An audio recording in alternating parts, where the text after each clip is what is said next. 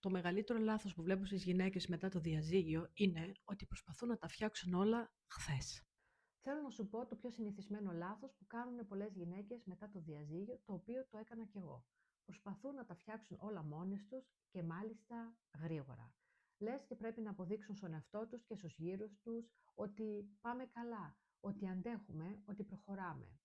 Αλλά η αλήθεια είναι αυτή. Η νέα αρχή δεν χτίζεται με πίεση. Χτίζεται με μικρά και σταθερά βήματα και με καθαρή σύνδεση με τον εαυτό σου. Όταν εγώ σταμάτησα να βιάζομαι, να κουβαλάω τα πάντα και να αποδεικνύω ότι είμαι καλά, τότε άρχισα πραγματικά να αλλάζω.